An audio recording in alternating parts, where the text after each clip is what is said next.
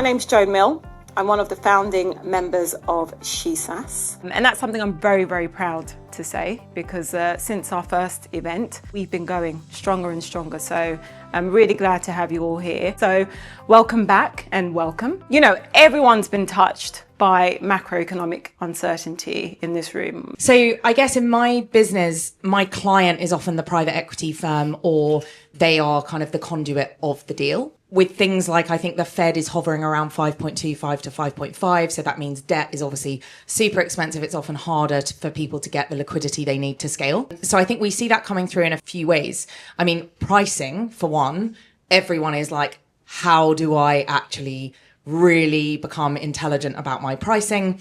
I won't go off on a one-woman rant, or will I, about the fact that everyone in B2B tech, I find they do it very badly because they don't really think about the product in enough depth, the consideration of the roadmap, the value in the market and the headroom. So it means that pricing is often a clever model that can't be executed. Times of uncertainty bring opportunities and challenges. And I think it's all about being thoughtful around what the actual underlying dynamics are and reacting to them or kind of strategizing around them is quite critical. And you've mentioned a few. So you've mentioned interest rates, and that's obviously a big point in the world of PE, of doing deals. You can't just lever up a company and expect it to generate a strong return because of debt fundamentals. You need to be a lot more thoughtful around operational value creation. You need to roll your sleeves up and look at the cash flows of the business, all these good things that are quite critical to value creation.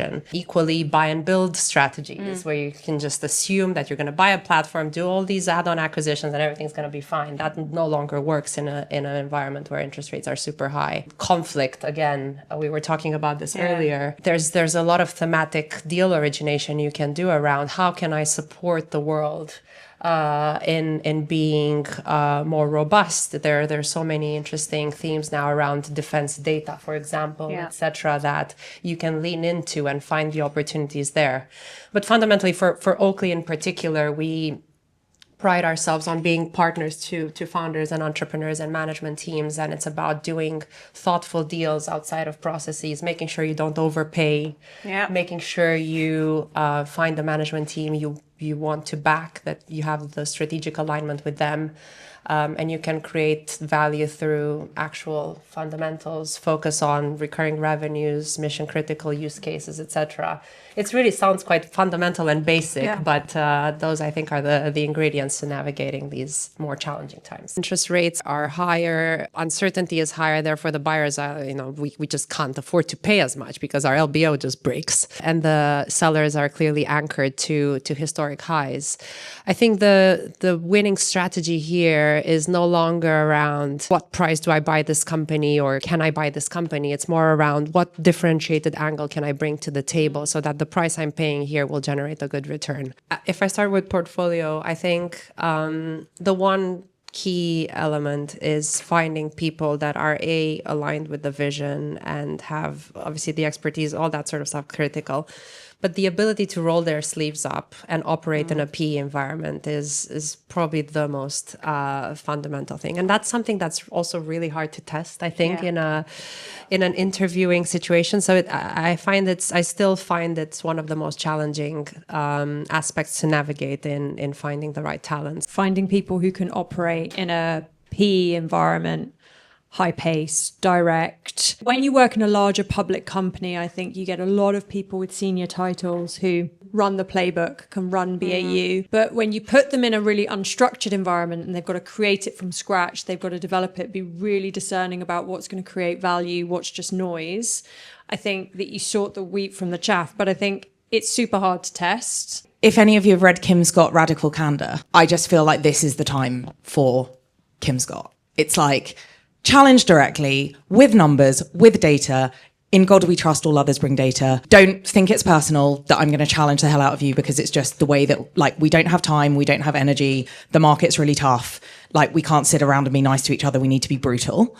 But also care personally with vulnerability, openness, care, deep respect. If you mess up, own it. All of those things I just think are so important in this market because it's fast, but there's not time. How do you diligence AI? Because it's everywhere at the moment. I think going very deep on the product and then looking at the applications of AI, how they tie to the product and which are valued by the market. Is it really there? Are customers buying it?